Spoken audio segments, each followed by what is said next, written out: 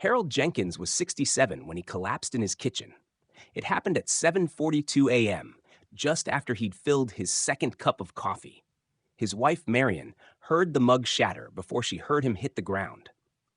By the time the ambulance arrived, Harold could barely speak.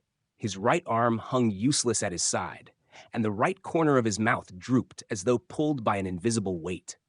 He had suffered a massive ischemic stroke. I met Harold 2 days later in the neurology wing of St. Margaret's Hospital, where I work as a vascular neurologist. I've seen hundreds of cases like his. Every stroke is a race against time. Every minute without blood flow kills brain cells. Harold was lucky. Marion called 911 immediately. The paramedics arrived quickly. He received clot-busting medication within the critical window. But what shocked me most wasn't just the severity of the stroke, it was the pattern. Harold was one of 3 patients we admitted that morning with similar strokes. All men, all over 60, all had collapsed between 6:30 and 8 a.m. It wasn't coincidence. It was a phenomenon I had quietly tracked for years. Strokes are not entirely random. They follow patterns, timing, weather, even sleep cycles. And one of the most dangerous times for the aging brain is early morning, particularly during one specific moment of daily routine. Harold's story, and what we learned from it, starts with a seemingly innocent mistake, getting out of bed too quickly. When I asked Marion about Harold's routine, she described it in detail. He gets up around 6:15, swings his legs out of bed, stands up fast, heads to the bathroom, makes coffee. He never lingers. That sentence sent a chill down my spine. Here's why. As we age, our cardiovascular system loses some of its flexibility. The blood vessels stiffen. Baroreceptors, the sensors that help regulate blood pressure when we shift positions, become less responsive. At night, while we sleep, our blood pressure naturally drops. It's part of the body's rest and repair cycle. But when someone over 60 rises abruptly from a horizontal position, especially first thing in the morning, the sudden shift can cause a dramatic dip in blood pressure to the brain. In healthy young people, the body quickly compensates. In older adults, that compensation is slower, too slow sometimes. The result? A dangerous period of low cerebral perfusion, less blood reaching the brain. And in individuals already at risk due to narrowed arteries, heart conditions, or clotting factors, this can be the spark that ignites a stroke. Harold's case was textbook. Atherosclerosis in the carotid artery. A history of high blood pressure. No symptoms until the moment he stood up, turned to walk, and collapsed. When I explained this to him days later, he looked stunned. "You mean I caused it by standing up?" "No," I said gently. "You didn't cause it, but the way you stood up gave the stroke an opening." I told him what I've told countless patients since. After 60, the first 5 minutes of your day are the most important for your brain.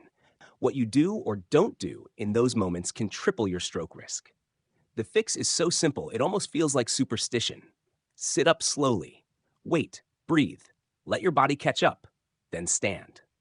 This practice is called orthostatic pacing, and while it isn't a household term, it should be, especially among older adults. It's not just about avoiding dizziness. It's about preserving brain function. That first surge of activity after rising, from bed to bathroom, to kitchen, to front porch, is when many strokes occur. The body is shifting gears. The heart is adjusting. Blood is moving from core to limbs, from horizontal to vertical distribution. If there's a blockage or if blood is moving too sluggishly, the brain suffers first. What's cruel is how minor the mistake seems. No one thinks twice about hopping out of bed. But in our 60s, 70s, and beyond, the rules change. The brain needs more care, more time. Harold became an evangelist for that idea. After rehab, he returned home determined not to let others fall into the same trap. He printed out little cards with morning reminders. Sit, breathe, stand slow, save your brain. He gave them to neighbors, to his bridge club, even to his barber. "I don't want people to think strokes are just bad luck," he told me once during a follow-up. "Sometimes they're bad habits." And he was right. Since Harold's case, I've begun including a new protocol in my talks to senior groups and caregivers. It's called the 5-minute wake-up rule. 1, when you first open your eyes, don't move right away. 2, spend 1 minute lying still, breathing slowly. 3, next, sit up and place your feet on the floor. Wait another minute. 4, Stand carefully, using support if needed. Pause for another 30 seconds. 5. Walk slowly for the first few steps. Let your body adjust. It sounds absurdly basic, but small routines like this can dramatically reduce early morning stroke risk. They give the heart time to stabilize. They prevent sudden drops in cerebral blood pressure. They protect the fragile vessels that feed your most vital organ. We spend so much time worrying about big things, cholesterol, medications, surgeries, that we often ignore the little patterns that shape our lives. But health isn't just what happens in the hospital.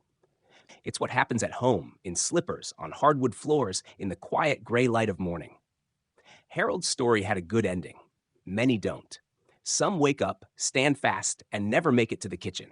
Some lose language, memory, independence, all because their bodies weren't given the time to wake up fully before the day began. So if you're over 60 or love someone who is, remember this: the morning isn't a race, it's a transition. Treat it like one. Your brain will thank you.